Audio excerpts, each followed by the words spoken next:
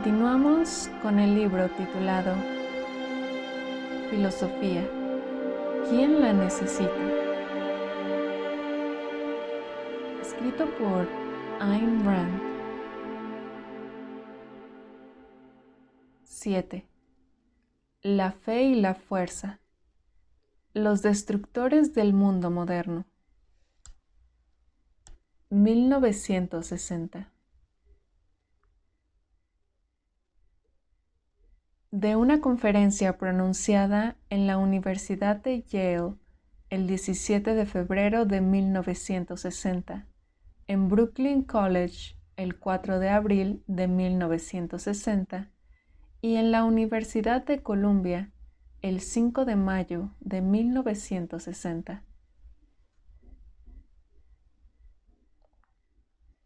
Si se me pidiera que definiese en una frase lo que pasa en el mundo moderno, diría que nunca antes el mundo ha clamado tan desesperadamente por respuestas a los problemas cruciales y jamás ha estado tan convencido de que no hay respuestas posibles. Observemos la naturaleza peculiar de esta contradicción y la atmósfera emocional que caracteriza a nuestra época. Hubo periodos en la historia en los cuales los hombres no podían encontrar respuestas porque negaban la existencia de los problemas.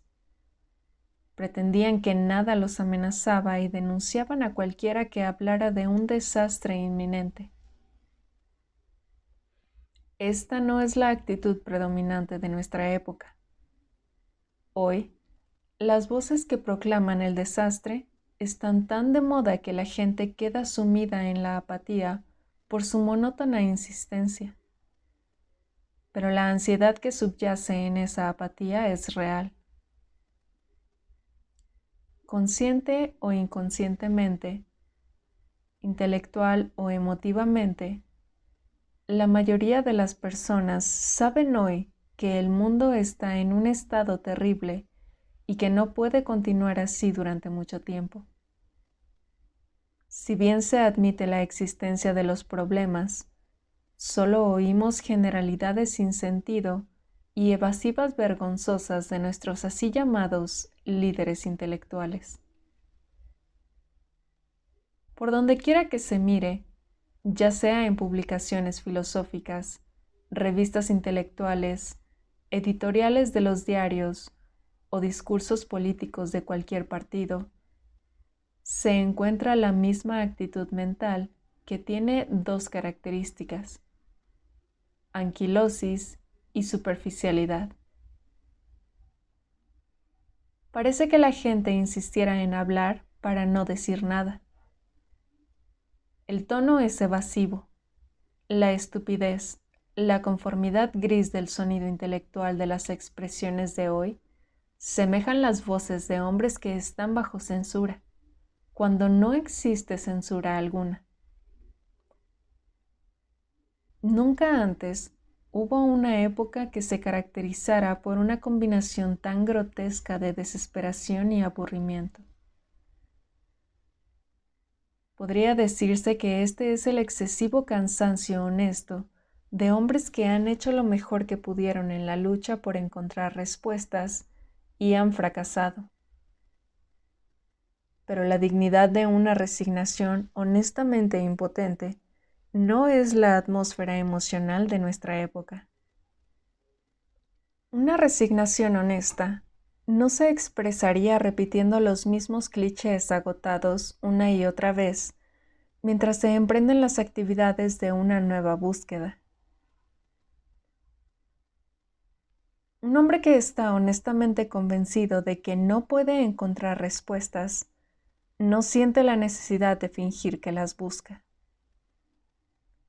Podría decirse que la explicación radica en nuestro moderno cinismo y que las personas fracasan para encontrar respuestas porque realmente no les importa. Es verdad que hoy impera el cinismo, pero esto es simplemente un síntoma, no una causa. El cinismo actual tiene un rasgo especial. Tratamos con cínicos a quienes les importa Y el inquietante secreto de nuestra época subyace en que lo que a ellos les importa es lo que están buscando. La verdad acerca del estado intelectual del mundo moderno, la característica peculiar del siglo XX que lo distingue de otros periodos de crisis culturales, es el hecho de que lo que la gente busca no son respuestas a los problemas, sino la tranquilidad de que no hay respuestas posibles. Un amigo mío dijo una vez, parafraseando la Biblia, que la actitud de hoy es: perdóname, Padre, porque no sé lo que hago, y por favor, no me lo digas. Observemos cuán ostentosamente los intelectuales modernos buscan soluciones para los problemas, y con cuánta rapidez desechan la existencia de cualquier teoría o idea, pasada o presente, que les ofrezca la pista para una solución. Veamos que estos relativistas modernos, con su credo de tolerancia intelectual, de mente abierta, de lo antiabsoluto, se convierten en dogmáticos acérrimos para denunciar a cualquiera que declare que posee el conocimiento. Toleran cualquier cosa excepto la certeza y aprueban cualquier cosa menos los valores. Obsérvese que profesan amar a la humanidad y manifiestan gran simpatía ante cualquier estudio literario sobre asesinos, dipsómanos, adictos a las drogas y psicópatas, sobre cualquier exposición de la depravación de su objeto amado, y gritan coléricos cuando alguien se atreve a afirmar que el hombre no es depravado. Afirman que sienten enorme compasión por el sufrimiento humano y cierran sus oídos con indignación hacia cualquier sugerencia respecto de que el hombre no tiene que sufrir.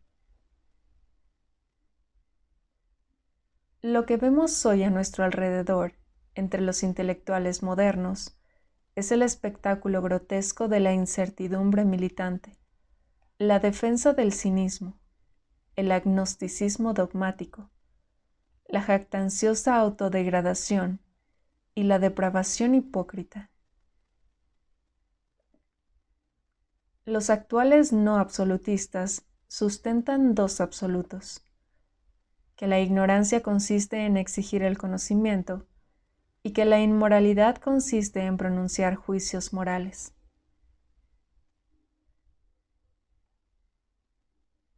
Ahora bien, ¿por qué querría la gente aferrarse a la convicción de que la perdición, el mal, la depravación y el desastre final son inevitables?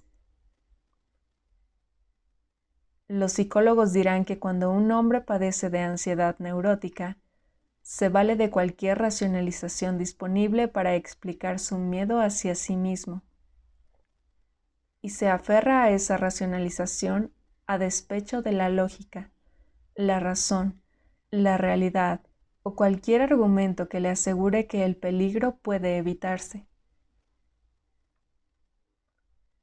Él no quiere evitarlo porque la racionalización le sirve como pantalla para esconder ante sí mismo la causa verdadera de su miedo, la causa que él no se atreve a afrontar.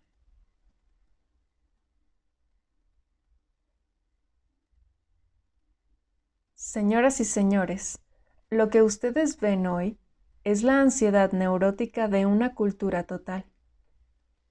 La gente no quiere encontrar las respuestas para evitar el peligro que la amenaza. Todo lo que quiere, todo lo que busca, es solo una excusa para clamar: no puedo evitarlo. Si algunas épocas han sido identificadas por sus características dominantes, como la era de la razón o la era de la ilustración, la nuestra es la era de la culpa. ¿Qué es lo que las personas temen y de qué se sienten culpables? Temen el conocimiento no confesado de que su cultura está arruinada. Se sienten culpables porque saben que la han llevado a la bancarrota y que les falta coraje para volver a empezar. Temen asumir la certeza de haber llegado a un punto muerto en las evasivas tradicionales de los siglos pasados. Temen verse alcanzados por las contradicciones de la civilización occidental. Temen que ninguno de los compromisos o camino intermedio volverá a funcionar, y que la responsabilidad de resolver esas contradicciones haciendo una elección fundamental es suya aquí y ahora. Intentan ganar tiempo para evadir el hecho de que tenemos que revisar nuestras premisas básicas o pagar el precio de todas las contradicciones no resueltas, lo cual implica la destrucción. Los tres valores que los hombres sostuvieron durante siglos y que ahora han colapsado son el misticismo, el colectivismo y el altruismo. El misticismo como poder cultural murió con la llegada del Renacimiento. El colectivismo como ideal político terminó en la Segunda Guerra Mundial. En lo que se refiere al altruismo, nunca ha tenido vida. Es el veneno mortal en la sangre de la civilización occidental, y los hombres solo sobrevivieron a él en la medida en que no lo creyeron ni lo practicaron. Pero los ha alcanzado y es el asesino al que ahora deben afrontar y derrotar. Esa es la elección básica que tienen que hacer. Para que la civilización pueda sobrevivir, los hombres deben rechazar la moralidad basada en el altruismo.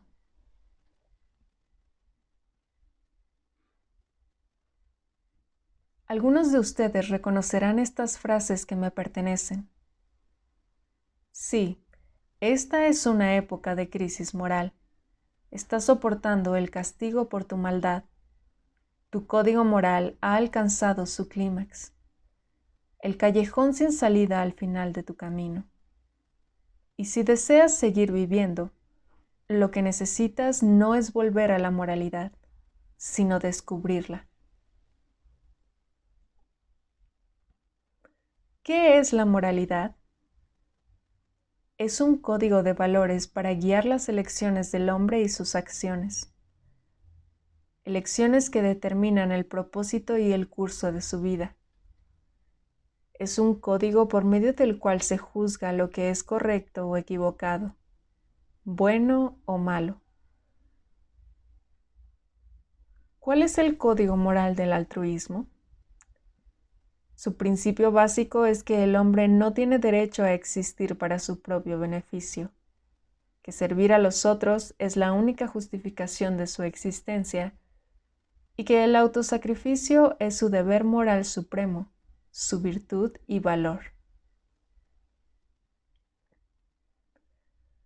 No se debe confundir el altruismo con la bondad, la buena fe o el respeto por los derechos de los otros.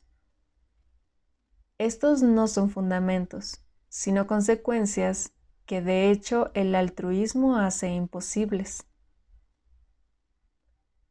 El fundamento irreducible del altruismo, lo absolutamente básico, es el autosacrificio, lo cual significa la autoinmolación, la autoabnegación, la autonegación, la autodestrucción. Y esto significa, a su vez, el yo como un estándar del mal, el desinterés como un estándar del bien.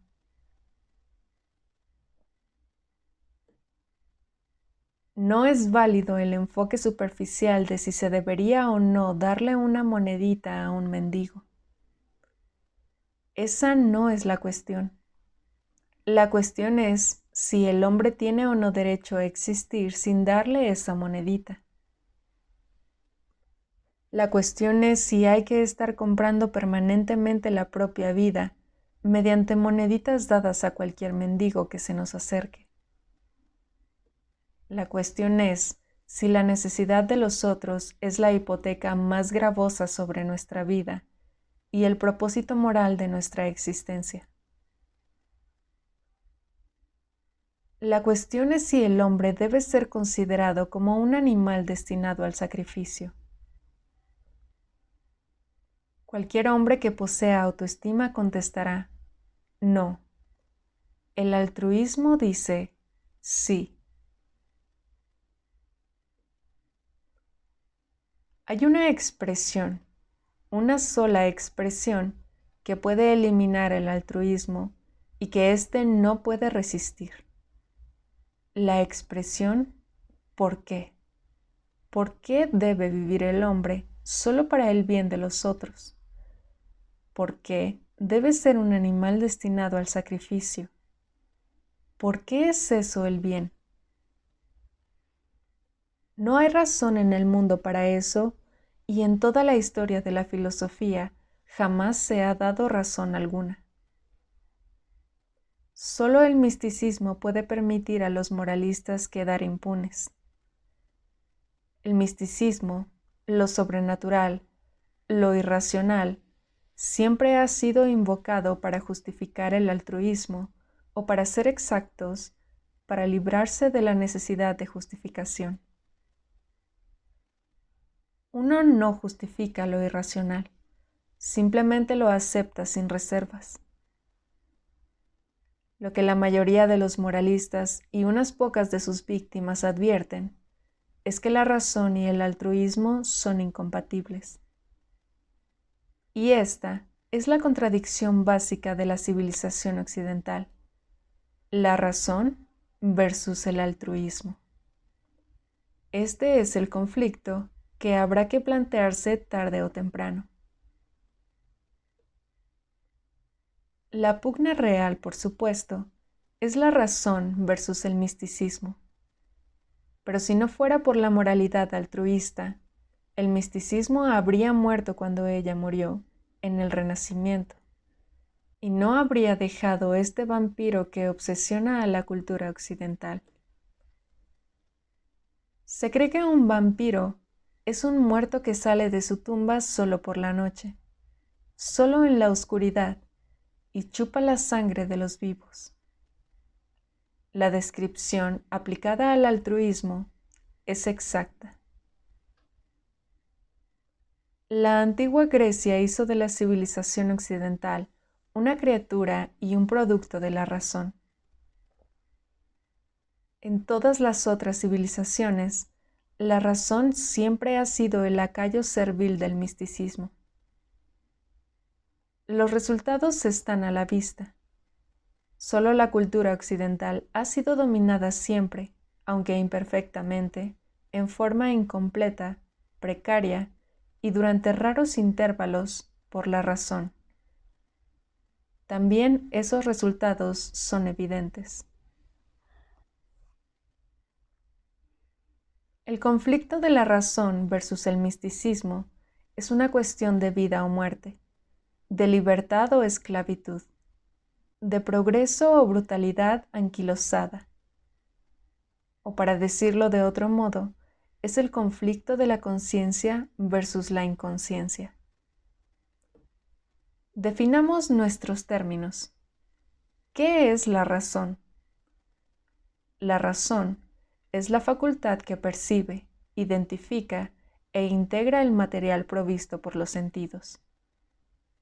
La razón integra las percepciones formando abstracciones o conceptos, con lo cual eleva el conocimiento del hombre desde el nivel de lo perceptivo que comparte con los animales hasta el nivel conceptual que solo él puede alcanzar.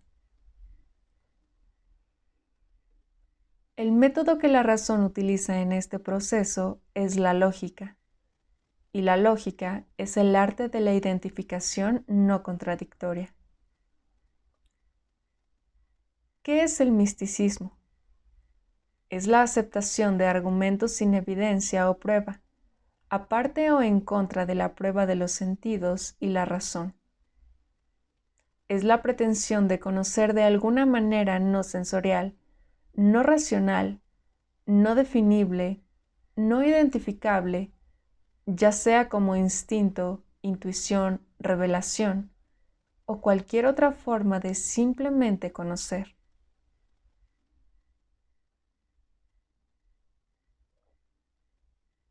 La razón es la percepción de la realidad y estriba en un único axioma: la ley de identidad.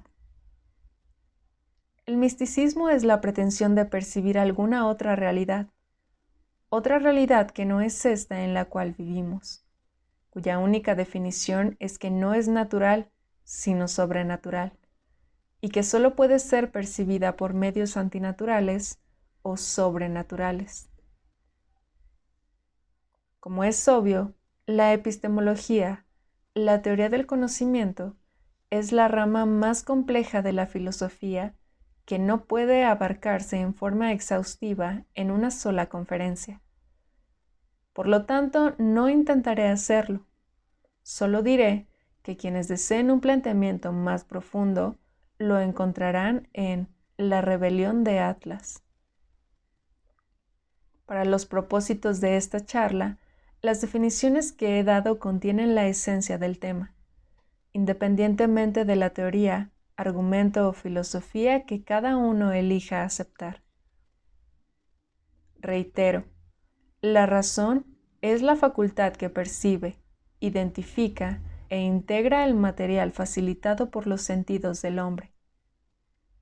El misticismo es la pretensión de acceder al conocimiento por medios no sensoriales. En la civilización occidental, el periodo regido por el misticismo se denomina Edad Oscura o Edad Media. Doy por hecho que ustedes conocen la naturaleza de ese periodo y el estado de la existencia humana en esas épocas. El Renacimiento rompió el reinado del misticismo. Renacimiento quiere decir nacer de nuevo. ¿A pocos les interesa hoy recordar que se trató de un renacimiento de la razón, de la mente del hombre? A la luz de lo que siguió, sobre todo a la luz de la Revolución Industrial, nadie puede considerar ahora que la fe, la religión, la revelación o cualquier otra forma de misticismo sean la guía básica y exclusiva para la existencia, no de la manera en que se lo consideraba en la Edad Media. Esto no quiere decir que el Renacimiento haya convertido automáticamente a todos al pensamiento racional, ni mucho menos. Solo significa que en tanto exista un automóvil, un rascacielos o un ejemplar de la lógica de Aristóteles, nadie podrá suscitar en los hombres la esperanza, el ansia y el entusiasmo, diciéndoles que prescindan de su mente y confíen en la fe mística. Por eso dije que el misticismo, como poder cultural, está muerto. Obsérvese que en el intento de reavivar el misticismo hoy, los místicos no apelan a la vida, la esperanza y la alegría, sino al miedo, al destino y a la desesperación. Abandone la lucha. Su mente es impotente. La vida es solo una madriguera. No es una consigna que pueda hacer revivir una cultura. Ahora bien, si se me preguntara quién fue el hombre más responsable por el estado presente del mundo, aquel cuya influencia casi tuvo éxito para desbaratar los logros del Renacimiento, nombraría a Immanuel Kant. Él fue el filósofo que salvó a la moralidad del altruismo, sabiendo que aquello de lo que debía salvarla era la razón. Esta no es una mera hipótesis, es un hecho histórico conocido que el interés de Kant y el propósito de su filosofía fue rescatar la moralidad del altruismo, la cual no podía sobrevivir sin una base mística. Su metafísica y su epistemología fueron ideadas con este propósito. Kant no se identificó públicamente como un místico. Pocos lo hicieron desde el Renacimiento. Se designó a sí mismo como un campeón de la razón pura. Hay dos formas de destruir el poder de un concepto. Una, por un ataque franco en una discusión abierta. La otra, subvirtiéndolo desde dentro, es decir, minando el significado del concepto, construyendo un hombre de paja y luego refutándolo. Kant hizo lo segundo. No atacó la razón. Se limitó a dar una versión de ella que hizo que, por comparación, el misticismo se viera como el sentido común racional. No negó la validez de la razón, meramente afirmó que ésta es limitada, que nos conduce a contradicciones imposibles, que todo lo que percibimos es ilusorio y que nunca podemos percibir la realidad o las cosas tales como son. En efecto, afirmó que las cosas que percibimos no son reales debido precisamente a que las percibimos. Un hombre de paja es una extraña metáfora para aplicarla a una construcción tan enorme, tan difícil, de tal gravitación como el sistema epistemológico de Kant. No obstante, un hombre de paja es precisamente lo que fue, y las dudas, la incertidumbre, el escepticismo que le siguieron, el escepticismo acerca de la capacidad del hombre para conocer alguna vez algo, no eran de hecho aplicables a la conciencia humana, porque no era una conciencia humana lo que el robot de Kant representaba. Pero los filósofos lo aceptaron como tal. Y mientras clamaban que la razón había sido invalidada, no advertían que había sido eliminada por completo de la escena filosófica y que la facultad sobre la que estaban discutiendo no era la razón. No, Kant no destruyó la razón. Sencillamente la socavó de un modo como nadie jamás hubiera podido hacerlo. Si se buscan los orígenes de todas nuestras filosofías actuales, tales como el pragmatismo, el positivismo lógico y todos los demás neomisticismos que afirman alegremente que el hombre no puede probar que existe, se verá que todas surgieron de Kant. En lo que respecta a su versión de la moralidad altruista, Kant afirmó que se derivaba de la razón pura, no de la revelación, sino que se basaba en un instinto especial por el deber, en un imperativo categórico que uno simplemente conoce. Su versión de la moralidad hace que el cristianismo aparezca como un código sano, alegre, benévolo del egoísmo. El cristianismo le dijo al hombre que ame a su prójimo como a sí mismo. Si bien esto no puede llamarse exactamente racional, al menos no le prohíbe al hombre que se ame. Lo que Kant propuso fue el desinterés completo, total, abyecto. Para él, una acción solo era moral si se llevaba a cabo por deber y si de ella no se derivaba beneficio alguno, ni material ni espiritual. Si se deriva algún beneficio, la acción deja de ser moral. Esta es la forma extrema de exigir al hombre que se convierta en un shmoo, el místico animalito de la tira cómica de Little Abner, que todo el tiempo trataba de ser devorado por alguien. La versión kantiana del altruismo es hoy generalmente aceptada, aunque no practicada. ¿Quién podría practicarla? Pero aceptada con un sentimiento de culpabilidad. Es la versión kantiana del altruismo la que las personas, quienes nunca han oído hablar de Kant, profesan cuando equiparan el interés personal con el mal. Es la versión kantiana del altruismo la que opera cada vez que la gente teme admitir que busca una ganancia, un motivo o placer personal. Cada vez que los hombres temen reconocer que buscan su felicidad. Cada vez que los comerciantes se rehúsan a decir que están logrando ganancias. Cada vez que las víctimas de una dictadura en ascenso temen hacer valer sus derechos egoístas. El monumento principal dedicado a Kant y a la moralidad altruista es la Rusia soviética. Si se desea comprobar el poder de las ideas, y en particular de la moralidad, la historia intelectual del siglo XIX constituye un buen ejemplo. El acontecimiento y el logro más grandes, sin precedentes y jamás soñados, tuvieron lugar ante los ojos de los hombres, pero éstos no los vieron y no comprendieron su significado como no lo comprenden hasta el día de hoy. Me refiero a la revolución industrial, a los Estados Unidos y al capitalismo.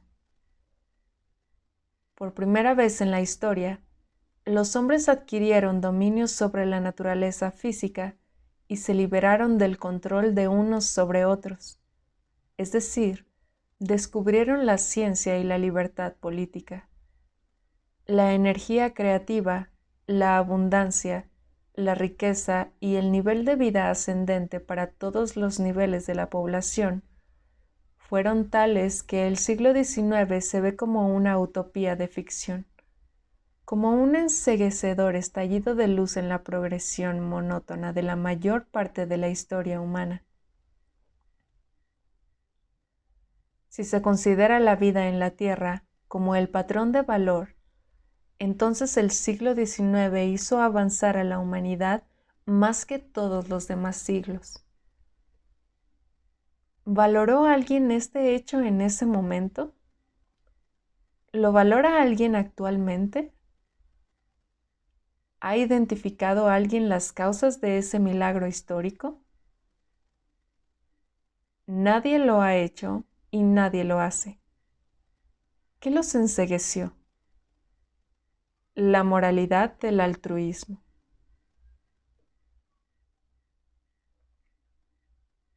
Me gustaría explicar esto. Existen fundamentalmente solo dos causas del progreso decimonónico, las mismas que pueden encontrarse en el origen de cualquier era afortunada, benigna, progresista en la historia humana. Una de ellas es psicológica, la otra existencial. Dicho de otro modo, una pertenece a la conciencia del hombre, la otra a las condiciones físicas de su existencia. La primera es la razón, la segunda la libertad. Y cuando digo libertad, no lo hago en el sentido poético, tal como si dijera tener la libertad de querer, o liberarse del miedo, o liberarse de la necesidad de ganarse el sustento. Quiero decir, liberarse de la coacción, liberarse del dominio de la fuerza física, lo cual significa libertad política. La razón y la libertad son corolarios, y su relación es recíproca. Cuando los hombres son racionales, impera la libertad. Cuando son libres, impera la razón. Sus antagonistas son la fe y la fuerza. También ellas son corolarios. Cada periodo de la historia dominado por el misticismo fue un periodo de estatismo, dictadura y tiranía. Considérese la Edad Media y los sistemas políticos actuales. El siglo XIX fue la expresión y el producto más acabado de la tendencia intelectual del Renacimiento y la era de la razón, lo cual quiere decir de una filosofía predominantemente aristotélica. Y por primera vez en la historia se creó un sistema económico nuevo, la secuela necesaria de la libertad política, un sistema de libre comercio en un mercado libre, el capitalismo. Por supuesto, no fue un capitalismo total, perfecto, desregulado, plenamente de laissez-faire, como debió haberlo sido. Han persistido, incluso en los Estados Unidos, grados diversos de interferencia gubernamental y de control, y esto es lo que condujo a la eventual destrucción del capitalismo. Pero la medida en que ciertos países fueron libres da la magnitud exacta de su progreso económico. Los Estados Unidos, el más libre, progresó en grado sumo. No fueron importantes los sueldos bajos y las brutales condiciones de vida de los primeros años. Fueron todo lo que pudieron permitirse las economías nacionales en ese momento. El capitalismo no creó la pobreza, la heredó. En comparación con los siglos de hambruna precapitalista, las condiciones de vida de los pobres en los comienzos del capitalismo fueron la primera oportunidad de sobrevivir que jamás habían tenido. Como prueba, consideremos el enorme crecimiento de la población europea durante el siglo XIX, un aumento superior al 300% comparado con el crecimiento previo, que había sido aproximadamente de 3% por siglo. ¿Por qué esto no fue comprendido? ¿Qué fue lo que produjo el capitalismo, el benefactor realmente magnífico de la humanidad? Nada, excepto resentimiento, acusaciones y odio. Entonces y ahora. ¿Por qué los llamados defensores del capitalismo se disculparon por serlo entonces y ahora? Porque el capitalismo y el altruismo son incompatibles. Es preciso no equivocarse acerca de esto y aclarárselo a nuestros amigos republicanos. El capitalismo y el altruismo no pueden coexistir en el mismo hombre o en la misma sociedad. Es necesario decírselo a quien trate de justificar el capitalismo sobre la base del bienestar público o el servicio o el bienestar general para la sociedad o el beneficio que les trae a los pobres. Todas estas cosas son ciertas, pero son los subproductos, las consecuencias secundarias del capitalismo, no su meta, su propósito o su justificación moral. Su justificación moral es el derecho del hombre a existir para su propio beneficio, no sacrificándose él mismo para otros, ni sacrificando a otros para sí mismo. Es reconocimiento de que el hombre, cada hombre, es un fin en sí mismo, no un medio para los fines de otros, no un animal destinado al sacrificio que satisface la necesidad de alguien.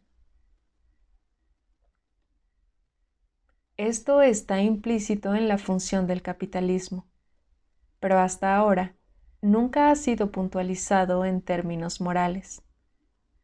¿Por qué no? Porque esta es la base de una moralidad diametralmente opuesta a la moralidad del altruismo que hasta el día de hoy la gente no se atreve a desafiar. Es preciso reconocer algo a las personas que sustentan esta moralidad.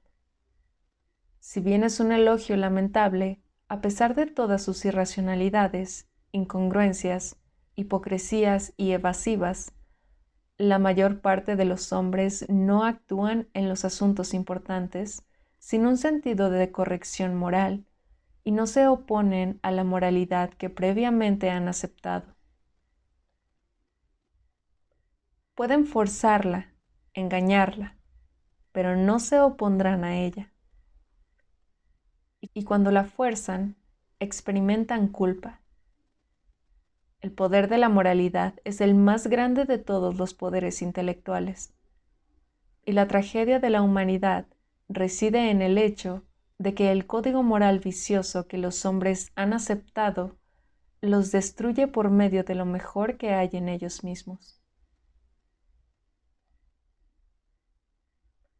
Como durante mucho tiempo el altruismo fue el ideal moral, los hombres tenían que considerar el capitalismo como inmoral. Por cierto, el capitalismo no funciona y no puede hacerlo sobre el principio del autosacrificio y el servicio desinteresado. Esta fue la razón por la cual la mayor parte de los intelectuales del siglo XIX consideraron el capitalismo como una necesidad vulgar, poco estimulante, la raíz ambiciosa de este mundo, y continuaron sustentando su ideal moral no terrenal. Desde el principio, y mientras el capitalismo forjaba el esplendor de sus logros, creando el silencio, ignorado e indefenso, moralmente indefenso, cada vez más intelectuales iban en pos de un sueño nuevo, el socialismo. A título de ejemplo de la ineficacia de la defensa del capitalismo por parte de sus partidarios más famosos, digamos que los socialistas británicos, los fabianos, fueron predominantemente discípulos y admiradores de John Stuart Mill y Jeremy Bentham. Los socialistas razonaban con cierta lógica. Si el sacrificio colectivo de todos en aras de todos era el ideal moral, querían llevar este ideal a la práctica aquí, en este mundo. Los argumentos según los cuales el socialismo no funcionaría ni podría funcionar no los detuvieron. Tampoco el altruismo funcionó jamás, pero esto no fue motivo para que los hombres lo cuestionaran. Solo la razón puede formular tales cuestionamientos, y la razón, según todos decían, no tiene nada que ver con la moralidad. La moralidad se establece fuera del área de la razón. Jamás fue posible definir una moralidad racional. Las falacias y contradicciones en las teorías económicas del socialismo quedaron al descubierto y fueron refutadas una y otra vez, durante el siglo XIX y en nuestros días. Esto no detuvo ni detiene a nadie. No es una cuestión de economía, sino de moralidad. Los intelectuales y los presuntos idealistas estaban decididos a hacer que el socialismo funcionara. ¿Cómo? Por medio de la magia de que se valen todos los irracionales. De alguna manera. No fueron los magnates de la gran empresa, ni los sindicatos de obreros, ni las clases obreras los que invirtieron la tendencia hacia la libertad política y revivieron las doctrinas del Estado tiránico, de la autoridad gubernamental totalitaria, del derecho del gobierno a controlar las vidas de los ciudadanos a su antojo. Fueron los intelectuales. Esta vez no lo hicieron en nombre del derecho divino de los reyes, sino en nombre del derecho divino de las masas. El principio básico fue el mismo, el derecho de implementar a punta de pistola las doctrinas morales de cualquiera que controlase la maquinaria del gobierno. Hay solo dos maneras por las cuales los hombres pueden tratar entre sí: las armas o la lógica, la fuerza o la persuasión. Aquellos que saben que no pueden ganar por medio de la lógica siempre han recurrido a las armas. Pues bien, los socialistas cumplieron su sueño. Lo consiguieron en el siglo XX y por triplicado, con una gran cantidad de copias en papel carbónico. Lo consiguieron en cada variante y forma posible. Así que ahora no puede haber error acerca de su naturaleza. La Rusia soviética, la Alemania nacional socialista, la Inglaterra socialista.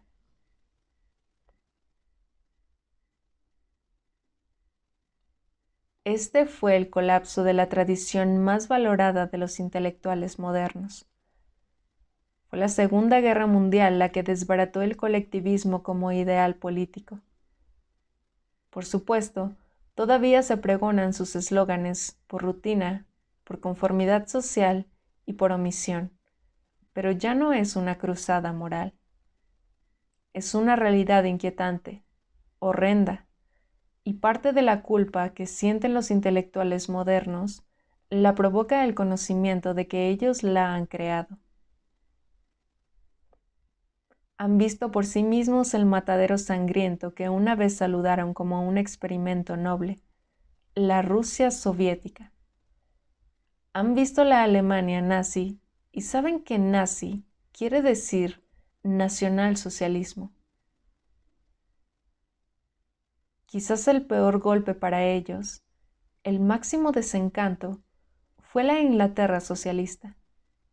Aquí se había realizado literalmente un sueño, un socialismo sin derramamiento de sangre, donde la fuerza no se empleó para el asesinato, solo para la expropiación, donde no hubo vidas destruidas, solo los productos, el significado y el futuro de las vidas. Aquí había un país al que no se había asesinado, sino que había votado voluntariamente por el suicidio. La mayor parte de los intelectuales modernos, aun los más evasivos, ahora han comprendido lo que significa el socialismo o cualquier forma de colectivismo político y económico en la realidad. Hoy, la superficial defensa del colectivismo es tan débil, fútil y evasiva como la defensa del capitalismo por parte de los supuestos conservadores. El fuego y el fervor moral se han apagado. Y cuando se oye decir a los socialdemócratas que Rusia no es realmente socialista, o que todo lo ocurrido fue culpa de Stalin, o que el socialismo nunca tuvo una verdadera oportunidad en Inglaterra, o que lo que apoyan es algo de alguna manera diferente, se están oyendo las voces de hombres que no tienen suficiente base de apoyo, hombres reducidos a alguna esperanza ambigua de que, de algún modo, nosotros lo habríamos hecho mejor. El temor secreto de los intelectuales modernos, los socialdemócratas y los conservadores por igual, el terror no confesado que subyace en su angustia, lo que con todos sus actos irracionales intentan eludir y disimular, es el conocimiento no expresado de que la Rusia soviética es la personificación absoluta, real, literal, coherente, de la moralidad del altruismo. Que Stalin no corrompió un ideal noble, que esta es la única forma que el altruismo tiene de ser o en que alguna vez puede ser practicado. Si el servicio y el autosacrificio son ideales morales, y si el egoísmo de la naturaleza humana evita que los hombres se arrojen a los hombros crematorios, no hay razón, ninguna razón que un moralista místico pudiera enunciar por la cual un dictador no debiera empujarlos hacia adentro a punta de bayoneta por su bien o por el bien de la humanidad o por el bien de la posteridad o por el bien del último plan quinquenal del último burócrata. No hay razones que puedan esgrimir para oponerse a cualquier atrocidad. El valor de la vida de un hombre, su derecho a existir, su derecho a perseguir su felicidad, Estos son conceptos que pertenecen al individualismo y al capitalismo, la antítesis de la moralidad altruista. 20 años atrás, los conservadores estaban indecisos, evasivos, moralmente desarmados ante la agresiva rectitud moral autoproclamada de los socialdemócratas.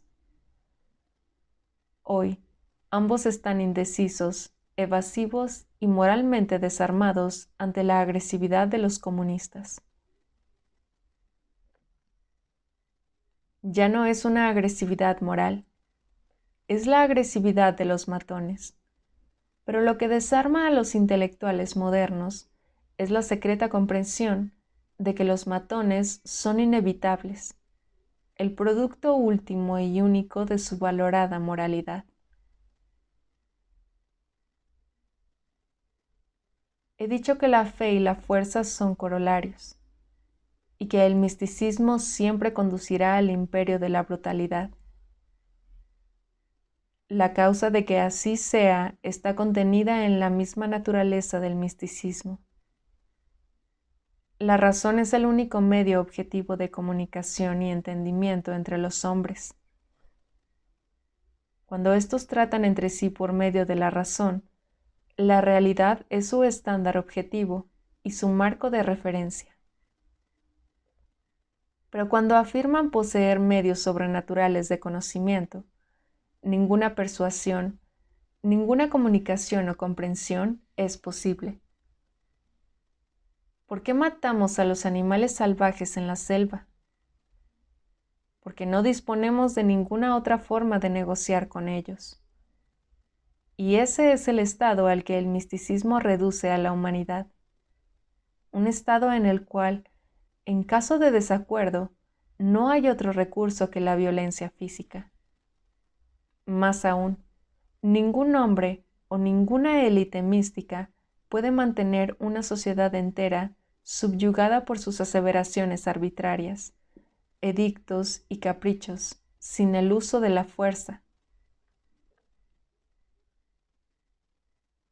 Cualquiera que recurra a la fórmula, es así porque yo lo digo, tendrá que utilizar un arma tarde o temprano. Los comunistas, como todos los materialistas, son neomísticos. No tiene importancia si se rechaza la mente en nombre de las revelaciones o en nombre de los reflejos condicionados. La premisa básica y los resultados son iguales. Tal es la naturaleza del mal que los intelectuales modernos han ayudado a desatar en el mundo, y tal es la naturaleza de su culpa. Echemos ahora un vistazo al estado del mundo. Los signos y síntomas de la edad oscura se incrementan otra vez por doquiera.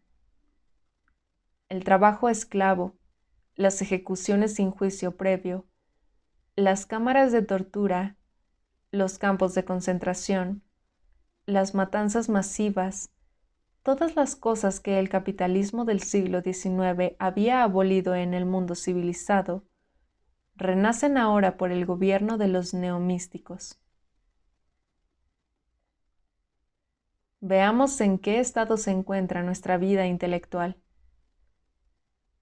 En filosofía, el clímax de la versión kantiana de la razón nos ha llevado al punto en el cual supuestos filósofos, olvidando la existencia de los diccionarios y los libros elementales de gramática, se ocupan de cuestiones tales como ¿qué queremos decir cuando decimos el gato está en la alfombra? Mientras otros proclaman que los sustantivos son una ilusión. Pero términos como si entonces, pero y o tienen un significado filosófico profundo, y otros juegan con la idea de un índice de palabras prohibidas y quieren colocar en él palabras tales como, cito, entidad, esencia, mente, materia, realidad, cosa. En psicología, una escuela sostiene que el hombre por naturaleza está indefenso, acosado por la culpa. Es un autómata regido por el instinto, mientras otra escuela objeta que esto no es cierto, porque no hay prueba científica de que el hombre es consciente. En la literatura, se presenta al hombre como un ser paralizado, irreflexivo, que se mueve en medio de la inmundicia. En el arte, los pintores dicen que no pintan objetos, pintan emociones. En los movimientos juveniles, si así se los puede llamar, los jóvenes atraen la atención anunciando abiertamente que son beatniks. El espíritu de todo esto, su causa y su clímax, está contenido en una cita que voy a leerles. La prolongaré diciendo que en La rebelión de Atlas manifesté que el mundo está siendo destruido por el misticismo y el altruismo, los cuales son antihombre, antimente y antivida. Ustedes seguramente saben que se me acusa de exageración. Veamos ahora un extracto del paper de un profesor publicado en un seminario para graduados de una importante universidad. Quizás, en el futuro, la razón dejará de ser importante. Quizás, en tiempos difíciles, los hombres no se guiarán por el pensamiento, sino por la aptitud humana para el sufrimiento.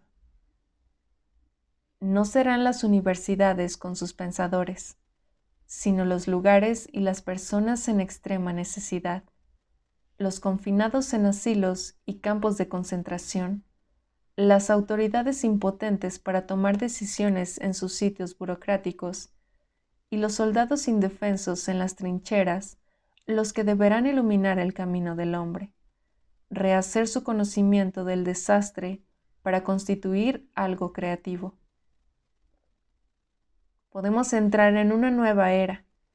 Nuestros héroes pueden no ser los gigantes intelectuales como Isaac Newton o Albert Einstein, sino las víctimas como Ana Frank, quienes nos harán ver un milagro mayor que el pensamiento. Nos enseñarán cómo resistir, cómo crear el bien en medio del mal y cómo dar alas al amor en presencia de la muerte. Si esto ocurriera, la universidad tendrá su lugar. Hasta el hombre intelectual puede ser un ejemplo de sufrimiento creativo.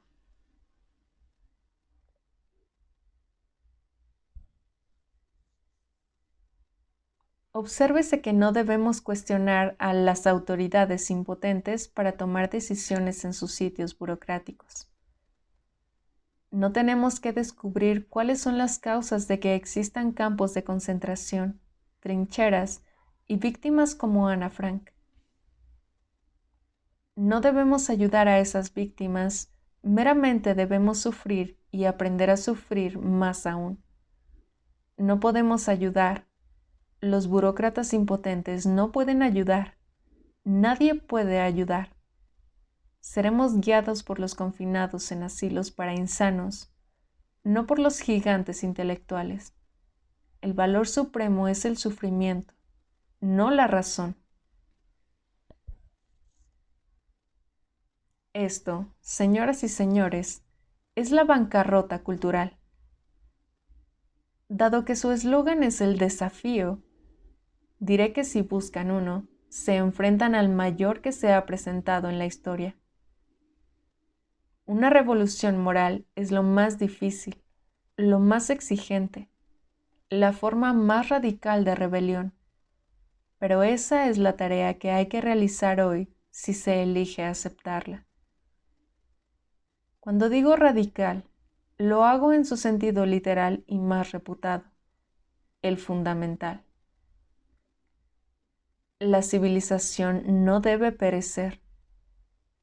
La fuerza bruta solo gana por omisión, pero para oponerse a ella hasta el fin y con absoluta rectitud, lo que hay que rechazar es la moralidad altruista. Si ustedes quieren saber qué les ofrece mi filosofía, el objetivismo, les daré una breve explicación. No intentaré en una conferencia presentar mi filosofía completa. Meramente me referiré a lo que quiero decir cuando hablo de una moralidad racional del egoísmo, lo que entiendo por opuesto al altruismo. ¿Qué clase de moralidad es posible para el hombre y por qué? Comenzaré por reiterar que la mayoría de los filósofos, especialmente hoy en día, siempre han afirmado que la moralidad está fuera del radio de la acción de la razón, que no es posible definir una moralidad racional y que el hombre no tiene necesidad práctica de la moralidad. Según afirman, esta no es una necesidad en la existencia humana, sino solo una especie de lujo místico o de antojo social arbitrario. De hecho, aseveran, nadie puede probar por qué deberíamos ser morales en modo alguno. Dentro de lo razonable, no hay razón para ser morales. No puedo explicar la esencia y la base de mi moralidad mejor que lo que he hecho en La rebelión de Atlas. Por lo tanto, en vez de tratar de parafrasearlo, leeré los pasajes de este libro que corresponden a la naturaleza, la base y la prueba de la moralidad tal como la entiendo.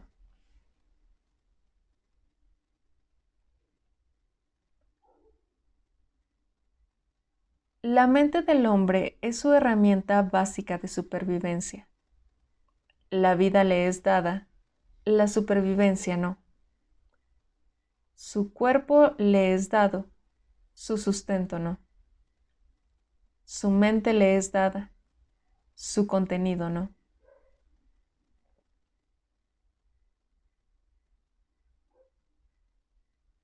Para mantenerse vivo, debe actuar, y antes de que pueda actuar, debe conocer la naturaleza y el propósito de su acción. No puede obtener su alimento sin un conocimiento de éste y de la forma de conseguirlo.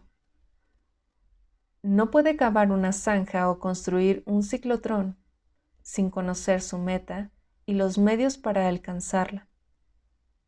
Para permanecer vivo, tiene que pensar. Pero pensar es un acto electivo.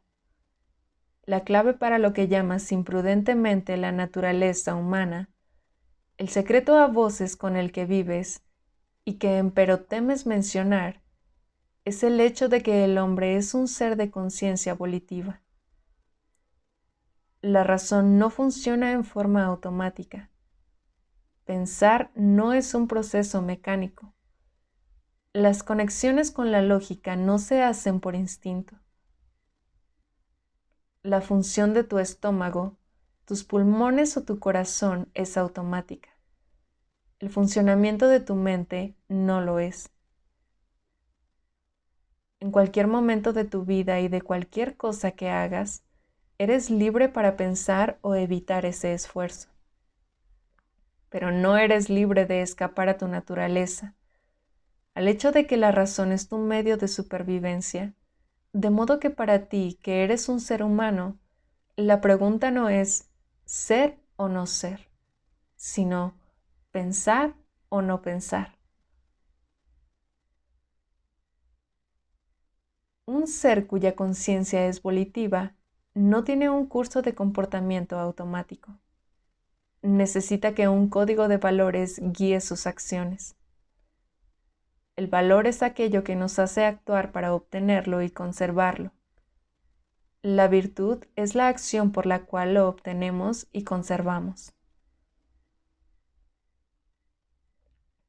El valor presupone una respuesta a la pregunta, ¿de valor para quién y para qué? El valor presupone un estándar, un propósito y la necesidad de actuar ante una alternativa. Cuando no hay alternativas, no hay valores posibles. Hay solo una alternativa fundamental en el universo: existir o no existir, y pertenece a una única clase de entidades: los organismos vivientes. La existencia de la materia inanimada es incondicional. La existencia de la vida no lo es. Depende de un curso de acción específico. La materia es indestructible, cambia sus formas, pero no puede dejar de existir. Solo un organismo viviente afronta una constante alternativa: la cuestión de la vida o la muerte. La vida es un proceso de acción autosostenida y que se autogenera. Si un organismo falla en esa acción, muere. Sus elementos químicos permanecen, pero su vida desaparece. Únicamente el concepto de vida hace posible el concepto de valor. Solo para una entidad viva, las cosas pueden ser buenas o malas. Una planta debe alimentarse para vivir. La luz del sol, el agua, los productos químicos que necesita son los valores que su naturaleza le ha determinado. Su vida es el patrón de valor que dirige sus acciones. Pero una planta no puede elegir sus acciones. Hay alternativas en las condiciones que encuentra, pero no las hay en su función. Actúa automáticamente para fomentar su vida, pero no puede actuar para su propia destrucción. Un animal está equipado para sostener su vida. Sus sentidos lo proveen de un código automático de acción, un conocimiento automático de lo que es bueno o malo para él. No tiene poder para ampliar su conocimiento o prescindir de él. En condiciones en las cuales su conocimiento resulta inadecuado, muere. Pero mientras vive, actúa de acuerdo con su conocimiento, con seguridad automática y sin ningún poder de elección. Es incapaz de ignorar su bien, incapaz para decidir escoger el mal y actuar como su propio destructor. El hombre carece de un código automático de supervivencia. Lo que lo distingue de todas las demás especies vivientes es la necesidad de actuar enfrentando las alternativas por medio de la elección volitiva. No tiene el conocimiento automático de lo que es bueno o malo para él, ni de qué valores depende su vida, ni de qué curso de acción se requiere. ¿Hablamos del instinto de autoconservación? Precisamente lo que no posee el hombre es un instinto de autoconservación. Un instinto es una forma infalible y automática de conocimiento. Un deseo no es un instinto. El deseo de vivir no nos da el conocimiento que se requiere para vivir. Y aún el deseo de vivir del hombre no es automático. El mal secreto del hombre es que no tiene ese deseo. Su miedo a la muerte no es amor por la vida y nunca le dará el conocimiento necesario para conservarla. El hombre debe obtener el conocimiento y escoger sus acciones mediante un proceso de pensamiento que la naturaleza no lo forzará a ejecutar. Tiene el poder de actuar para su propia destrucción, y esa es la forma en que ha actuado a través de la mayor parte de su historia. El hombre ha sido denominado un ser racional, pero la racionalidad es cuestión de elección, y la alternativa que su naturaleza le ofrece es ser racional o ser un animal con tendencia suicida. El hombre tiene que ser hombre por elección. Tiene que considerar su vida como un valor por elección. Debe aprender a sustentarla por elección. Tiene que descubrir los valores que requiere y practicar sus virtudes por elección. Un código de valores aceptados por elección es un código de moralidad. Quien quiera que seas, tú que me escuchas ahora, hablo para cualquier resto viviente que quede incorrupto en ti. Hablo para el remanente humano de tu mente y le digo, hay una moralidad de la razón, una moralidad correcta para el hombre y su vida que es su patrón de valor. Todo lo que es correcto para la vida de un ser racional es bueno. Todo lo que lo destruye es malo. La vida del hombre, según lo que requiere su naturaleza, no es la de un bruto irreflexivo, la de un matón saqueador o la de un místico que vaga sin rumbo, sino la vida de un ser pensante. No la vida por medio de la fuerza o el fraude, sino la vida por medio del logro. No la supervivencia a cualquier costo, ya que hay solo un precio que pagar por la supervivencia del hombre: la razón.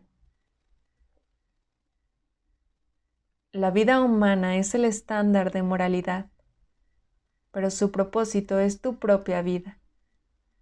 Si la existencia sobre la tierra es tu meta, debes escoger tus acciones y tus valores por el estándar de aquello que es correcto para el hombre, con el objeto de preservar, cumplir y disfrutar el valor irreemplazable que es tu vida.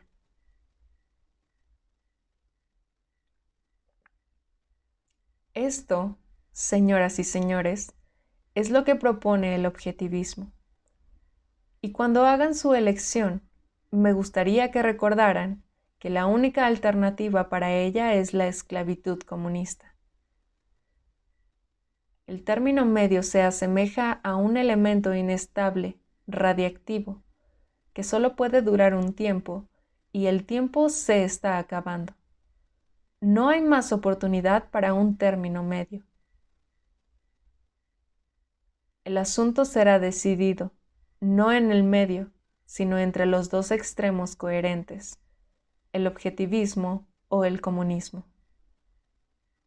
Es una moralidad racional basada en el derecho del hombre a existir o el altruismo, lo cual significa los campos de trabajo esclavo bajo la férula de amos como los que cualquiera puede ver en la pantalla de su televisor. Si eso es lo que prefieren, la elección es suya. Pero esa elección no debe hacerse ciegamente. Ustedes, la joven generación, han sido traicionados en la forma más atroz por sus mayores, por aquellos socialdemócratas de los años 30 que armaron a la Rusia soviética y destruyeron los últimos remanentes del capitalismo estadounidense. Todo lo que tiene para ofrecerles ahora son trincheras, o el tipo de actitud expresada en la cita sobre el sufrimiento creativo que acabo de leerles. Esto es todo lo que oirán, sea donde fuere. Dense por vencidos antes de empezar. Dense por vencidos antes de intentar. Y para asegurarse de que se dan por vencidos, ni siquiera los dejan saber cómo fue el siglo XIX. Espero que esto no suceda realmente aquí, pero he conocido a muchos jóvenes en las universidades que no tienen una idea clara, ni siquiera en los términos más elementales, de qué es el capitalismo. No les permiten conocer la teoría del capitalismo, ni cómo operó en la práctica, ni cuál fue su verdadera historia. No se den por vencidos con demasiada facilidad. No vendan su vida. Si se empeñan en indagar por sí mismos, descubrirán que no hay que ceder y que el monstruo supuestamente poderoso que ahora nos amenaza huirá despavorido al primer signo de un paso humano. No es el peligro físico lo que los amenaza, y no son las consideraciones militares que hacen nuestros así llamados líderes intelectuales quienes les dicen que estamos condenados. Esa es meramente su racionalización. El peligro real es que el comunismo es un enemigo con el que no se atreven a pelear sobre bases morales, y contra él solo se puede luchar sobre bases morales. Esta, entonces, es la elección. Mediten sobre ella. Consideren el tema. Comprueben sus premisas. Verifiquen la historia pasada y vean si es verdad que los hombres no pueden ser libres. No es verdad, porque lo han sido. Entérense de qué lo hizo posible. Averigüen por sí mismos y entonces salvemos al mundo juntos. Todavía tenemos tiempo. Cito nuevamente a Galt. Tal es la elección que tienes ante ti. Deja que tu mente y tu amor por la vida decidan.